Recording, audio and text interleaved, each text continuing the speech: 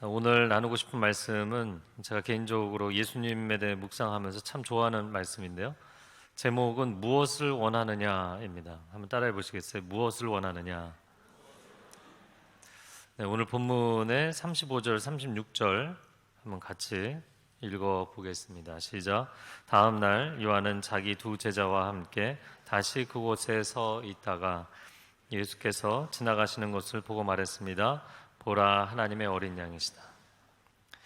오늘 본문이 다음 날로 시작하는 것은 그 전날에도 요한이 예수님에 대해서 동일한 고백을 했기 때문입니다.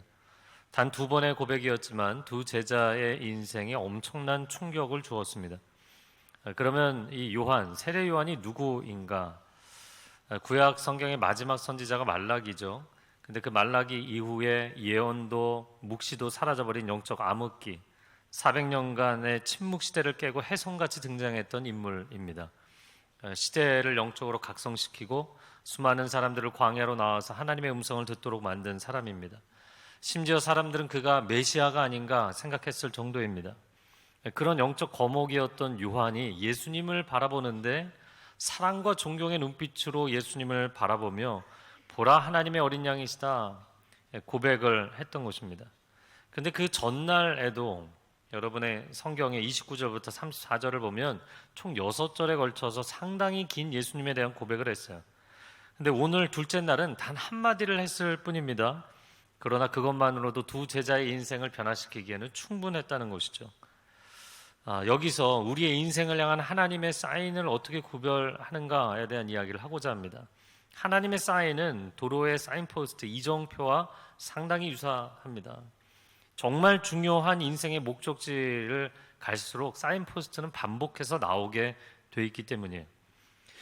예전에 어떤 집사님이 남편이 지방에서 파견 근무 중인데 내려오라고 종용을 한다는 거예요.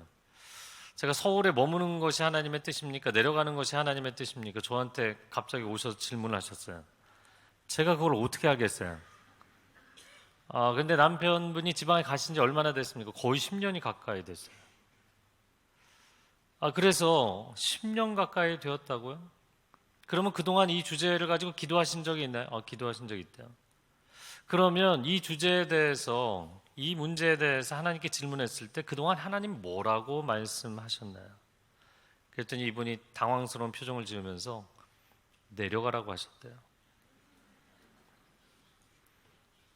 그래서 제가 그분에게 말씀드렸어요. 다시 하나님의 뜻을 질문하실 상황이 아니고요. 하나님이 이미 주신 뜻을 받아들여야 되는 상황입니다. 근데 이분이 받아들이기가 너무 힘든 거예요. 자녀들의 교육 문제도 있고 또 남편이 신앙생활을 굉장히 강하게 반대하는 분이에요. 신앙의 자유를 이제는 다 내려놔야 될 상황이 되기 때문입니다. 하나님이 이미 반복해서 말씀하셨다면 하나님의 말씀을, 기존의 그 말씀을 받아들여야 되는 기도를 하셔야 된다. 권면을 했습니다. 여러분, 하나님의 음성에 저와 여러분이 익숙해지기를 바랍니다. 하나님은 말씀을 안 하시는 것이 아니라 우리가 못 듣는 경우가 너무나 많고 또 안 들으려고 하는 경우가 너무나 많은 거예요. 하나님은 중요한 목적지일수록, 중요한 결정일수록 반복해서 말씀하세요. 요한의 두 제자는 두 번째 듣자마자 결단했죠. 그럼 명절에 부모님 고향으로 찾아갈 때도 목적지 사인포스트가 한 번만 나오지 않아요. 두 번, 세 번 반복해서 나오게 돼 있어요. 그러므로 우리가 기도해야 할 것은 하나님의 신호를 지나치지 않게 해주십시오. 제가 하나님의 신호를 지나쳐서 한참을 되돌아와야 되는 그런 인생의 실수를 하지 않게 해주십시오. 기도하셔야 됩니다. 자, 그 다음 이어지는 37절 말씀 한번 읽겠습니다. 시작. 그 말을 듣고 요한의 두 제자가 예수를 따라갔습니다. 스승 요한의 말을 듣고 두 제자가 예수님을 따랐다. 오후 3시경이었던 것 같습니다. 그러니까 한낮에 장렬하던 태양빛이 이제 좀 수그러들 즈음이죠. 두 제자가 평생 헌신하겠다고 다짐했던 세례 요한, 기존의 스승을 등지고 새로운 스승을 따라 나섰어요. 여러분, 요한이 그 시대에 얼마나 대단한 인물이었는지, 그럼에도 불구하고 두 제자는 완전히 새로운 스승을 따라 나서는 모험을 한 것입니다. 인생과 신앙에서 우리는 누구를 따라가고 있는가? 어떤 조직이나 사람을 따라가는 것이 아닙니다. 우린 인생에서 분명히 예수 그리스도를 따라가고 있는가? 내가 이 길을 평생 갈 것이라고 생각했을지라도 하나님의 신호가 명확하다면 새로운 길목에 들어서야 될 때가 있는 거예요. 그때는 주저하지 말고 떠나야 되는 것입니다. 왜냐하면 예수님 외에는 인생의 그 어떤 것도 파이널 데스티네이션, 최종 목적지는 없기 때문이에요. 우리 인생의 소중한 그 무엇도 예수님 외에는 가교일 뿐이지 목적지는 아니라는 것을 알아야 됩니다. 그러므로 예수님 외에 다른 것을 내려놓는 것에 대해서 하나님의 사인이 왔을 때 주저하지 마셔야 돼요. 그냥 예수님만 따라가는 것입니다. 교회 등록을 주저하시는 분들이 있어요. 예배를 드리다 보면 교회 나오신 지 3년, 5년 이렇게 되신 분들이 예배만 드리고 가는 거예요. 이사를 해서 교회를 새롭게 오신 분들도 있고 또 다니던 교회에 어려움이 생겨서 오시는 분들도 있어요. 아니면 신앙생활을 이제 시작해 보려고 다니시는 분들도 있어요. 그런데 내가 또 새로운 길에 들어선다는 것이 주저되는 거예요. 내가 이 공동체 가운데 들어간다는 것, 새롭게 신앙생활을 시작한다는 것, 또 이 나이에 내가 나 자신을 소개하고 여기에 적응을 해야 된다는 여러 가지로 힘든 거예요. 그러나 여러분, 하나님의 사인이 분명하면 그 길을 선택하는 것입니다. 그런데 우리가 어떤 조직이나 사람을 선택하는 것이 아니에요. 주님을 최종 목적지로 인정하고 결정하고 선택을 하는 것입니다. 그렇다면 그 모험의 길을 갈 때 주님이 인도해 주실 줄로 믿습니다. 자, 이어지는 38절 말씀 한번 같이 읽어볼까요? 시작. 예수께서 대답하셨습니다. 와서 보라. 그래서 38절. 예수께서 뒤를 돌아 그들이 따라오는 것을 보고 물으셨습니다. 무엇을 원하느냐? 그들이 말했습니다. 랍비여, 어디에 머물고 계십니까? 랍비는 선생이라는 뜻입니다. 저는 이 본문 전체를 참 좋아하지만 특별히 38절 말씀이 영화적 상상력이 좀 필요하다고 보입니다. 영화적 상상력으로 본다면 첫 번째 샷은 롱샷이죠. 세례요한 옆에 두 제자가 있어요. 저 멀리 예수님을 멀리서 원거리에서 바라보는 샷입니다. 근데 두 번째는 제자들이 가까이 다가가서 예수님의 뒷모습을 보여주는 장면이죠. 그리고 세 번째는 예수님께서 뒤돌아서서 제자들을 바라보시는 얼굴의 모습을 클로즈업 하는 거예요. 그럼 예수님의 얼굴이 화면 가득 담기겠죠. 어떤 모습이셨을까?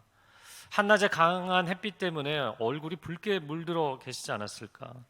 늦은 오후에 불어오는 바람으로 인해서 머릿결이 날리지 않았을까? 온화하면서도 담담하신 예수님의 표정이 여러분 상상이 되시면 좋겠어요.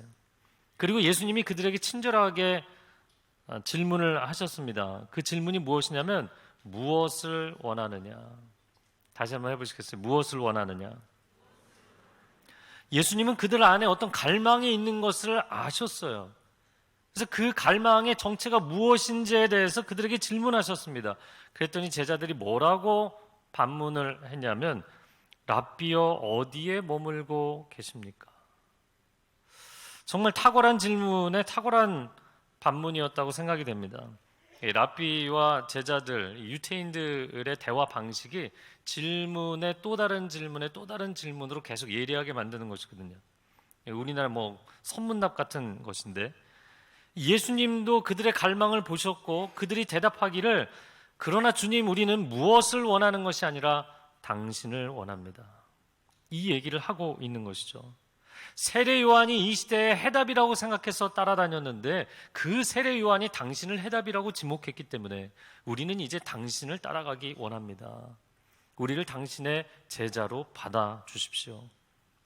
어디에 머물고 계십니까? 만약 현대식으로 해석을 해본다면 주소지가 어떻게 되십니까? 이런 거겠죠. 그러나 사실 예수님은 공생의 3년 동안 정처 없이, 정해진 거처 없이 떠돌아다니셨잖아요. 그러니까 이 사람들은 예수님의 집 주소를 물어보는 것이 아니었어요. 예수님을 사부, 스승으로 모시고 싶다는 의향을 나타낸 것입니다. 자, 그러면 예수님은 무엇을 이라고 질문하셨는데 제자들은 당신을 이라고 대답했어요. 그러면 약간 이 구도를 놓고 봤을 때 무엇을 구하는 게 아니라 우리는 당신을 구하는 것입니다. 우문의 현답을 한 것이 아닐까라는 생각이 듭니다. 그렇다면 주님이 우문을 통해서, 어리석은 질문을 통해서, 약간 빗나간 질문을 통해서 제자들이 지혜로운 현답을 할 수 있도록 이끌어내신 것일까요? 이 부분을 설교 말미에 더 다루겠습니다. 저는 성경을 읽을 때 질문을 참 좋아합니다. 작년에 성경 통독할 때도 많은 분들이 수강했지만 질문을 매주 받고 매주 답변을 해드렸어요. 제가 질문을 좋아하는 이유를 이번 설교 때 한번 좀 정리를 해봤어요. 통자막으로 보여주시면, 첫 번째는 모든 질문은 좋은 질문이에요. 제가 항상 강의 끝나고 따라하게 해요. 모든 질문은 좋은 질문입니다. 모든 질문은 좋은 질문. 왜 좋은 질문이냐면 모든 질문에는 이미 답이 내포되어 있거나 힌트가 주어져 있어요. 세 번째는 모든 질문에는 질문자의 삶과 내면 세계가 투영되어 있어요. 그래서 그 질문이라는 작은 파편을 통해서 그 사람의 영혼이 보이고 그 사람의 인생이 보이거든요. 네 번째는 누구에게 질문하느냐가 참 중요한 것이기 때문이에요. 성도 여러분, 사람에게 질문하면 사람의 답을 듣겠지만 하나님께 질문하면 하나님의 답을 듣게 될 줄로 믿습니다. 그래서 질문은 참 좋은 거예요. 여러분, 하나님께 질문하고 하나님을 더 궁금해하고 하나님에 대해서 더 알고 싶어 하세요. 우리는 주님을 어느 정도 안다고 생각할지 모르지만 고린도전서 13장의 표현에 의하면 천국 가는 그날까지 우리는 청동거울에 비추어 보듯이 희미하게 주님을 알 뿐입니다. 그러므로 성경을 보면서 끊임없이 질문하고 기도 가운데 나의 인생, 신앙의 길에 대해서 끊임없이 질문하는 거예요. 주님께 질문하는 사람이 주님의 대답을 듣기 때문입니다. 자, 이들의 반문에 대해서 그럼 예수님 뭐라고 대답하셨는가? 39절 말씀 같이 읽어보겠습니다. 시작. 예수께서 대답하셨습니다. 와서 보라. 그래서 두 제자는 가서 그분이 계시는 곳을 보고 그날 그분과 함께 지냈습니다. 때는 오후 4시쯤이었습니다. 자, 어디에 머물고 계십니까? 라는 질문에 대한 예수님의 답변은 와서 보라, come and see 였어요. 예수님은 자신이 누구라는 소개조차도 하지 않으시고 그냥 와라 말씀하셨습니다. 그들이 보려면, 정말 그들의 눈이 열려서 보려면 주님께 와야 하기 때문이었어요. 주님과 교제하는 영적인 체험이 일어나야만 되었기 때문입니다. 만약에 요한의 제자로만 있고 저분이 진짜 구원의 해답이시구나, 그냥 멀리서만 바라보기만 했다면 지적인 신앙으로 머물렀겠죠.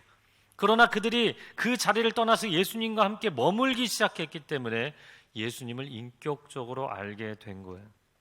우리도 마찬가지죠. 단순히 내가 급할 때만 주님께 반짝 기도하고 응답을 받는 신앙에 머물 것인가? 그러면 내가 주님을 체험했어도 지식적이고 의식적인, 인식적인 신앙밖에 안 되는 거예요. 주님이 정말 원하시는 것은 예수님과 24시간 동행하는 신앙이 되기를 원하시는 거예요. 여러분, 모태신앙이 다른 말로 모태신앙이잖아요. 근데 요즘은 가나안 성도라는 말을 쓰죠. 근데 모르시는 분들이 계시더라고요. 가나안을 거꾸로 하면 어떻게 되나요? 가나안, 안나가 성도가 되는 가나안 성도. 나 하나님 믿는다. 그러나 교회는 안 나간다. 하나님에 대해서도 기대감이 없고 예배나 교회에 대해서 기대감이 없다. 여러분, 우리가 이스라엘 백성들하고 너무나 많이 비슷해졌어요. 가나안 땅을 축복으로 받은 그런 은혜를 누리고도 하나님과 멀어지고 예배와 멀어지고 신앙이 매너리즘에 빠지는 수많은 사람들이 있습니다. 왜 그렇게 되었는가? 그것은 내가 어려움에 처할 때 마치 하나님은 천국에서 그래, 너 돈이 필요하니? 송금해 줄게. 그런 부모님처럼 생각하는 거예요. 담임 목사님께서 아주 일찍부터 자취 생활을 하셨다는 얘기를 하면서 이제 하나님이 우리와의 친밀한 교제로 초대하신다 얘기하시면서 그 얘기를 하시더라고요. 근데 아버님이 한 달이나 두 달치 생활비를 보내주시면 참 좋겠는데 일주일에 한 번 집에 와야 생활비를 주신다는 거예요. 왜 그럴까요? 그래야만 얼굴 한번 보니까, 그래야만 얼굴 한번 보여주기 때문인 거예요. 여러분, 우리는 주님과 어떤 신앙생활을 할 것인가? 필요할 때만 반짝 주님 앞에 나갔다가, 용돈이 필요할 때만, 생활비가 필요할 때만, 그때만 친절한 척 했다가 그리고 멀어지는 신앙생활을 할 것인가? 이제는 여러분 주님과 함께 식사하고 주님과 함께 새벽을 열고 주님과 함께 오전 시간을 보내고 오후 시간을 보내고 저녁 시간을 보내는, 살림을 할 때도 직장에서 일을 할 때도 주님과 함께 하는, 사람들을 만날 때도 주님과 함께 하는, 그리고 기도할 때도 주님과 함께 하는, 그건 당연한 게 아닐까요? 근데 기도할 때도 혼자 기도하고 나가시는 분들 많잖아요. 기도할 때도 주님과 대화로 기도하고 잠자리에 들 때도 꿈나라에 갈 때도 주님과 함께하는, 모든 것을 주님과 함께하는 신앙생활을 2020년에 시작하시면 좋겠어요. 제가 중학교 3학년 때, 물론 저도 모태신앙이어서 어려서부터 하나님의 존재를 알았지만 중3 때 하나님이 인격적으로 뜨겁게 만났어요. 그리고 나서 정말 모든 것을 주님과 함께 하게 됐어요. 길을 갈 때도 주님과 함께 대화하고, 미술관에 갈 때도 혼자 다녔는데 주님과 함께 가고, 영화관도 주님과 함께 가고, 함께 공부하고, 공부할 때도 주님과 대화하며 공부하고, 그 모든 것을 24시간 주님과 대화하면서 함께 가니까 너무 빨리 친해지더라고요. 그리고 정말 좋은 것은 성경을 읽을 때 주님의 음성이 들리고 기도할 때 주님의 임재를 체험하더라고요. 할렐루야. 성도 여러분, 먼 발치에서 신앙생활이 10년, 30년, 60년 평생, 그 기간의 문제가 아니라 내가 계속해서 세례 요한 곁을 떠나지 않고 있으면, 세례 요한과 함께 머무는 사람들도 어마어마한 영적인 삶을 살았다고요. 그러나 예수 그리스도와 함께 머무는 삶이 시작되지 않으면, 24시간 주님과 함께 머무는 신앙생활이 시작되지 않으면 딱 거기까지예요. 저는 여러분이 새로운 결단을 하는 새해가 될 수 있기를 바랍니다. 주님이 가장 기뻐하시고 원하시는 것은 놀랍게도 어떤 기적이나 나의 헌신이나 사역이 아니에요. 그냥 주님과 함께 머무는 것이에요. 성경 전체를 보면 하나님이 가장 갈망하시는 것, 하나님의 로망이라고 표현할 만한 것은 내가 너희의 하나님이 되고 너희가 내 백성이 되는 것. 이게 하나님 꿈꾸시는 거예요. 나의 장막을 너희 가운데 펼치고 우리가 함께 거하는 것, 하나님이 창세기부터 계시록까지 노래하시는 내용이에요. 그리고 그것이 바로 천국의 모습입니다. 여러분, 여러분의 삶에 고난이 있고 고통이 있고 고민이 있고 어려움이 있습니까? 내가 이 땅에 살면서 하나님의 자녀인데 24시간 천국을 체험하고 싶습니다. 여러분, 그럼 어떻게 하면 될까요? 천국은 화려해서 천국이 아닙니다. 천국은 고난이 없기 때문에 천국이 아닙니다. 천국은 그곳에 하나님이 계시기 때문에 천국이에요. 여러분의 삶에 24시간 하나님의 임재가 있으면 여러분 이 땅에서 천국을 체험할 줄로 믿습니다. 이 명절이 될 때마다 느끼지만 자녀는 부모님 한번 찾아가고 찾아뵙는 게 대단히 큰 효도를 하는 것 같잖아요. 하지만 부모님은 하루하루 늘 자녀 생각을 하시는 것이죠. 최근에 어떤 성도님이 동창들 만나서 이야기를 하면서 굉장히 공감했다, 그런 얘기가 있더라고요. 그 아들들이 이제 좀 나이가 들면 부모님하고 사진 안 찍으려고 하잖아요. 근데 어느 날 아들이 엄마하고 함께 사진을 찍어준 거예요. 그것도 굉장히 밝게 웃으면서 사진을 찍어준 거예요. 할렐루야. 드문 일이죠 뭐. 그러면서 그 사진이 나왔는데 아들이 그 사진을 보면서 엄마 이걸 보라고 내가 얼마나 이렇게 활짝 웃으면서 했냐고, 굉장히 막 본인이 큰 어드밴티지를 준 것처럼. 근데 그 사진에서 엄마는 다른 게 보이는 거예요.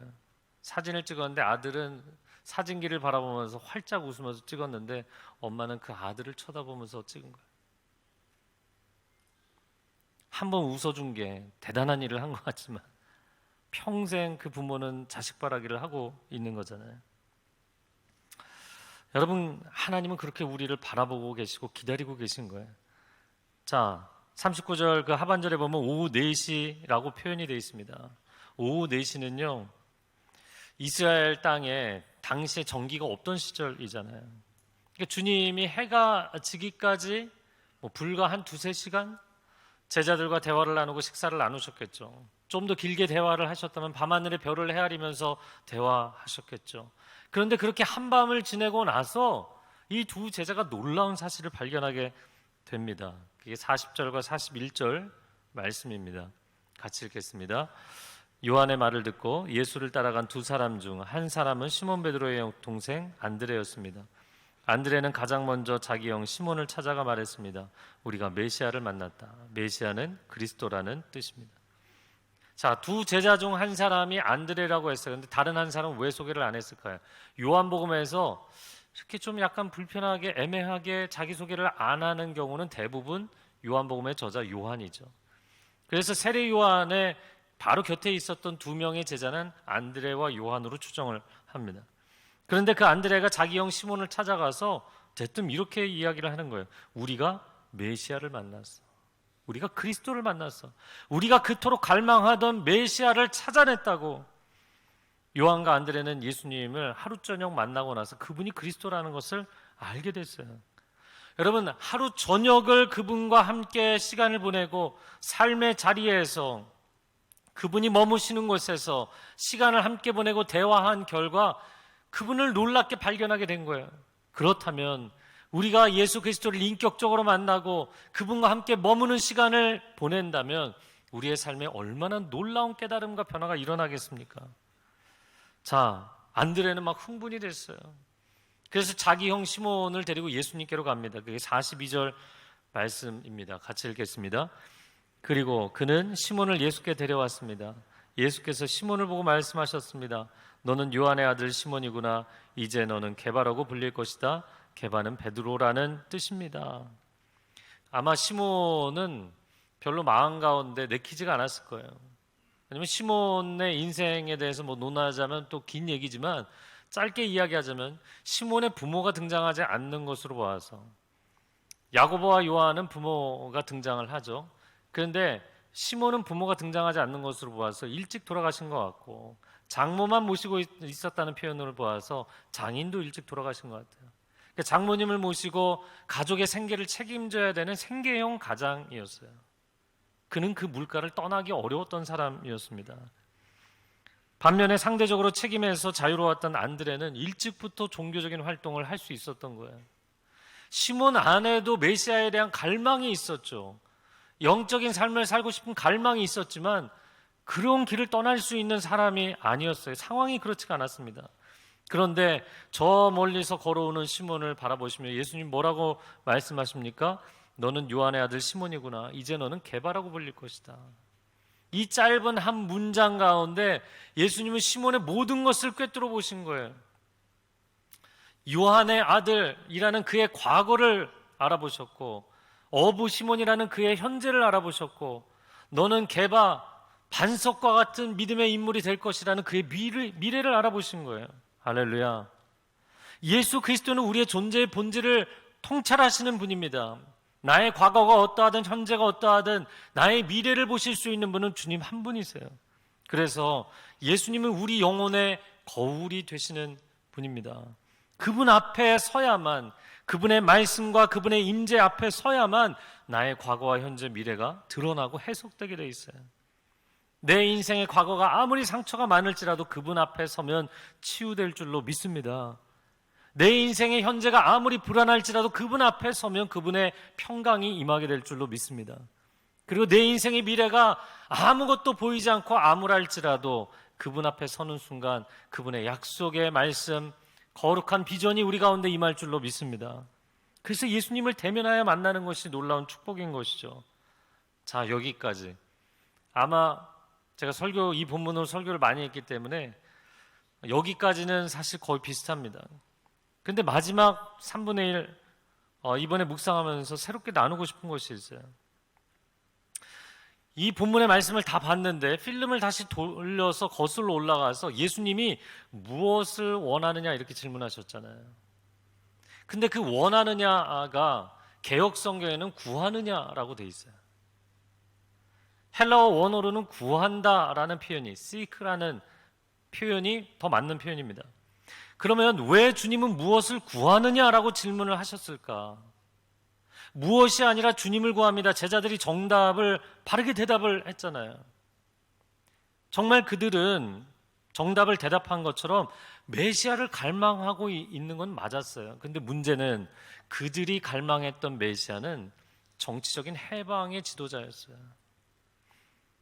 자신들의 영혼의 죄를 사하여 주시고 놀라운 하나님의 나라를 펼쳐주실 분을 기대한 것이 아니었어요. 주님을 통해서 그들이 원했던 것은 정치적인 해방자, 전혀 다른 이상과 꿈을 꾸고 있었던 것이죠. 근데 거기서 끝나지 않습니다. 3년을 제자 생활을 했잖아요. 그리고 나서는 전혀 엉뚱한 다른 야망이 생기게 됐어요. 주님이 왕이 되시면 우리도 높은 자리를 한 자리씩 차지하겠다. 고상한 비전은 사라져버리고 개인적인 일신의 안위를 생각하는 지위와 명예를 향한 갈망이 커진 거예요. 우리도 신앙생활하면서 하나님 앞에 순전하게 시작했던 것 같은데 어느새 양손으로 하나가득 세속적인 것만 갈망하고 있는 나 자신을 발견할 때가 있습니다. 만약에 주님이 우리가 주님을 뒤따라가는데 주님이 클로즈업 화면으로 나를 뒤돌아보시면서 너 무엇을 원하느냐, 무엇을 구하느냐, 그럼 뭐라고 대답하시겠어요? 두 제자처럼 정답으로 주님, 저는 다른 걸 원하지 않습니다. 무엇을, 어떤 물질을 원하지 않습니다. 세상적인 걸 원하지 않습니다. 주님만을 원합니다. 이렇게 놀라운 명답을 하실 수 있는 분들도 있을 것입니다. 그러나 적지 않은 우리들 자신 대부분이 성공을 원합니다. 자녀를 원합니다. 물질을 원합니다. 지위를 원합니다. 건강을 원합니다. 여러 가지를 요청하겠죠. 여러분 구하셔도 돼요. 주님이 구하라고 말씀하셨어요. 주기도문에도 일용할 양식을 구하라고 말씀하셨어요. 다만 문제는 여러분 이 제자들이 놀라운 정답을 이야기했지만 그게 사실 미숙한 시작에 불과했다는 거예요. 우리도 안드레와 요한처럼 주님 다른 거 필요 없습니다. 주님만 원합니다. 고백할 때도 있죠. 그러나 그 고백이 너무나 일회적이고 일시적일 때가 많다는 게 문제예요. 주님은 우문을 통해서 현답을 얻어내시는 과정이 아니었어요. 그냥 그들의 갈망이나 대답이 상당히 순수해 보였지만 사실 영적인 기도 같아도 그들은 세상적인 것, 인간적인 것을 구하는 마음이 강했어요. 자, 그러면 예수님께서 야, 너희들 그렇게 대답하지만 사실 너희들 본심이 그게 아니거든? 이렇게 얘기하실 수 있잖아요. 근데 그 얘기 안 하셨어요. 그냥 뭐라고 대답하셨나요? 와 보라. 그러면 도대체 그들의 대답이 불완전함에도 불구하고 와서 보라, come and see라고 말하실 수 있었던 이유는 무엇인가? 첫 번째는 예수님 당신에 대한 확신 때문입니다. Come and see, come and you will see. 너가 오기만 하면 너는 보게 될 것이다. 내가 나를 따라오기만 하면 너가 눈을 떠서 진짜 본질이 무엇인지를 보게 되는 것은 내가 책임지겠다라는 말씀이에요.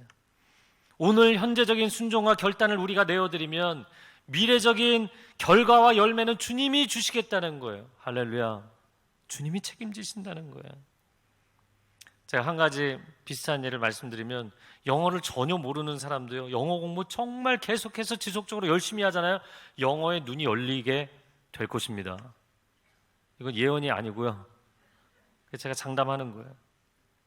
마찬가지예요. 하나님의 세계도 내가 하나님의 세계 이제 입문이고 시작일지라도 여러분이 계속 말씀을 파도처럼 쳐오는 말씀을 읽고 묵상하고 그리고 계속 하나님의 임재의 자리인 기도의 자리에 엎드리잖아요.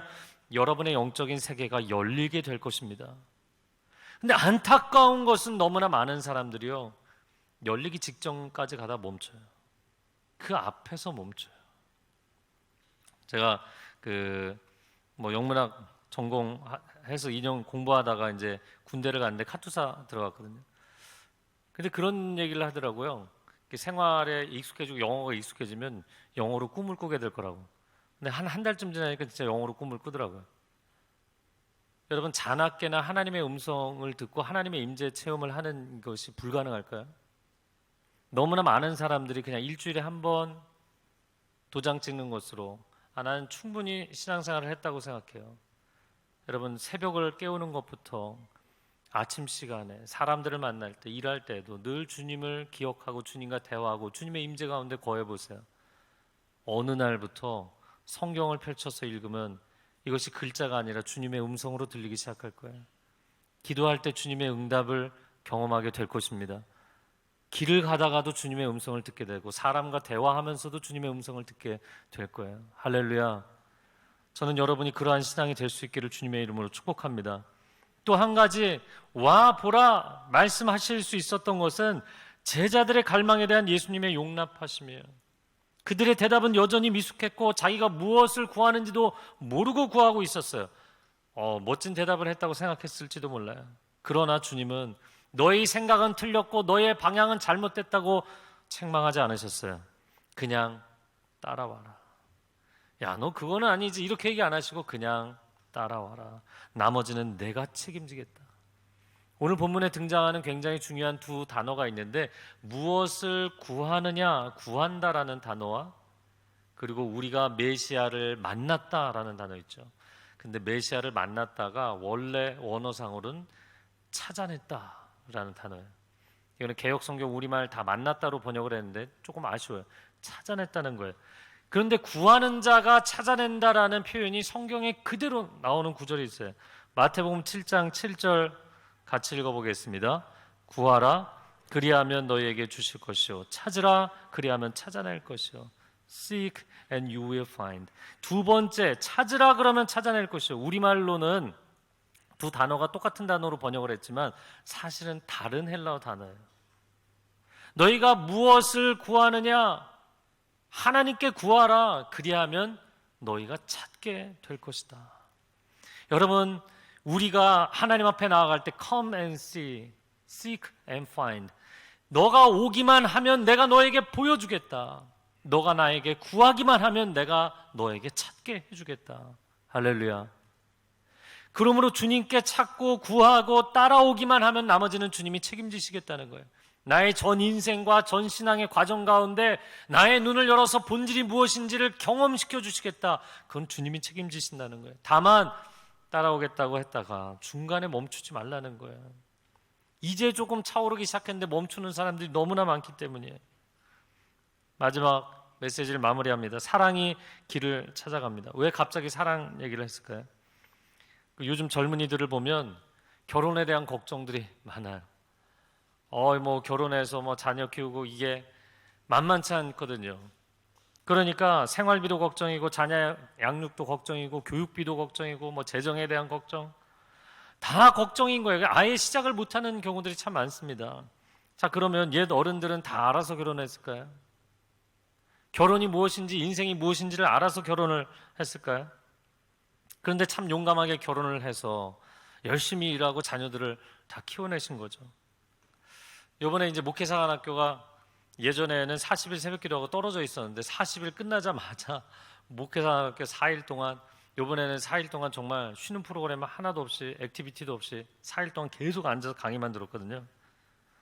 네, 너무 강행군을 한 거예요. 근데 목사관 딱 끝나고 나서 저는 다 서울로 돌아가시는데 거기 남아갖고 3일 동안 가족 여행을 했거든요.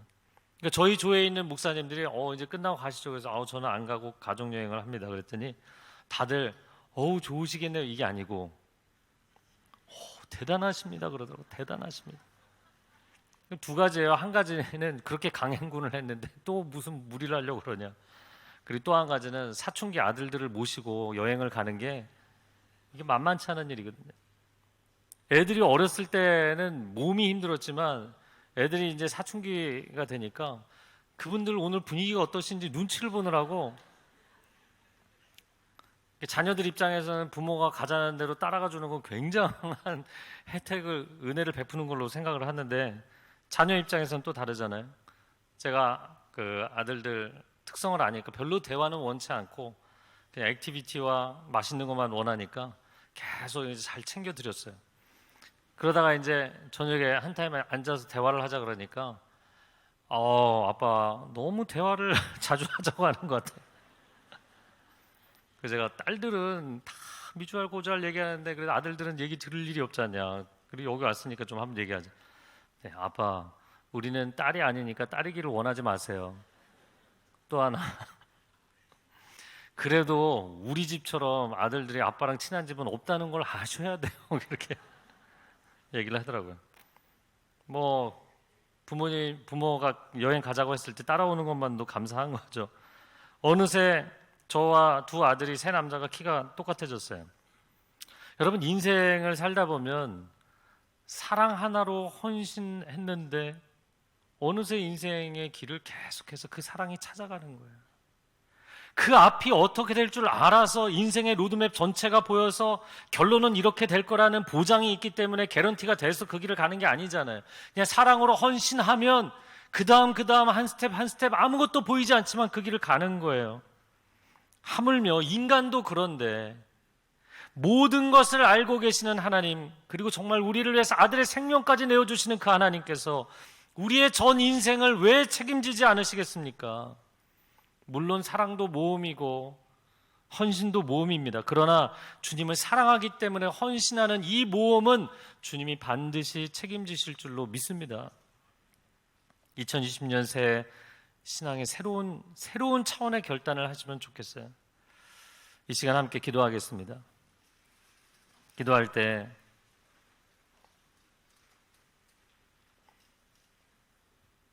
주님이 오늘 여러분에게 질문하신다면 너 무엇을 원하니?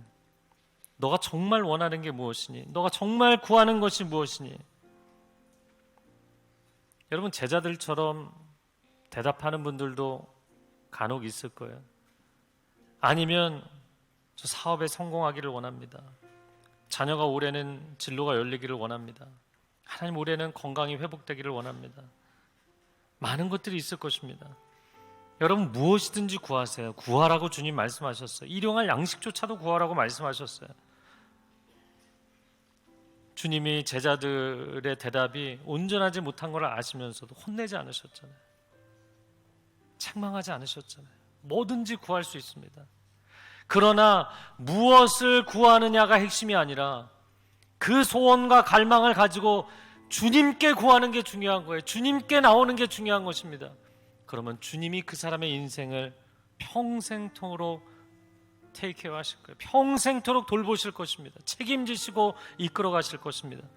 이 시간 함께 기도할 때 사랑하는 주님, 주님 앞에 머무는 주님, 어디에 머물고 계십니까? 나의 기도 제목이 아직 순전하지 못한 부분이 많고 나의 신앙이, 주님을 향한 갈망이 아직 부족한 부분이 많을지라도 내가 주 앞에 엎드리고 주 앞에 나아가면 주님 책임지신다 말씀하셨사오니 나를 인도하여 주옵소서. 함께 통성으로 기도하겠습니다. 사랑하는 주님, 주님 앞에 나오는 한 사람 한 사람, 그 갈망하는 영혼을 주께서 만나주시고 책임져 주시옵소서. 우리의 간구의 제목들이 너무나 어색하고 인간적이고 세속적인 것들이 많을지라도 주님 우리를 외면하지 않으십니다. 주님 우리를 책망하지 않으십니다. 아브라함이 25년 동안 아들 하나 구하며 하나님 앞에 나아갔지만 하나님은 그 아들 하나 구하는 25년의 기도를 통하여 아브라함을 만나주셨고 그를 성숙하게 하셨습니다. 하나님, 우리에게 물질이 필요하고 사업의 성공이 필요하고 건강이 필요하고 자녀가 필요하고 많은 것들을 구하며 하나님 앞에 나아갑니다. 그러나 하나님, 우리가 간구하는 것이 무엇일지라도 하나님 앞에 나아오면, 너희가 내게로 나아오면 내가 너희의 눈을 열어서 보여주리라. 내가 너희를 만나주리라. 내가 너의 인생을 책임지리라. 주님, 우리에게 말씀해 주시니 감사합니다. 두려워하지 말지어다. 두려워하지 말지어다. 영적으로 위축되거나 포기하거나 절망하지 말지어다. 새 힘을 얻게 하여 주옵소서. 주께로 나아가게 하여 주옵소서. 주님이 우리를 안아주시고 맞이해 주시고 우리를 만나주셔서 우리의 영안을 열어주시고 우리의 인생이 완전히 다른 영적인 단계로 도약할 수 있는 새해가 될 수 있도록 주님 기름 부어 주옵소서. 주님의 은혜를 부어 주시옵소서. 아멘.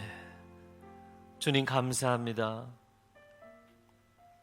우리의 신앙의 고백이 우리가 미사역으로 정답으로 아무리 도배하고 이야기를 해도 사실 우리 영혼이 얼마나 불순물이 많고 순전하지 못한지요. 그럼에도 불구하고 주님을 향해 나오는 사람들을 주님 외면하지 않으시니 감사합니다. 나의 기도가 부족해도, 나의 갈망이 여전히 세속적이어도 주님은 허용해 주시고 받아주시고 나를 이끌어 온전한 단계까지 데려가시는 줄로 믿습니다. 그 좋으신 주님을 바라보며 주님이 머무시는 곳에 내가 머물겠습니다. 24시간 주님과 동행하는 삶을 결단하는 하나님의 사람들에게 임재하여 주시고 우리의 영안이 열리고 영적 세계가 열리는 복된 한 해가 될 수 있도록 인도하여 주옵소서. 감사드리며 예수 그리스도의 이름으로 기도합니다. 아멘.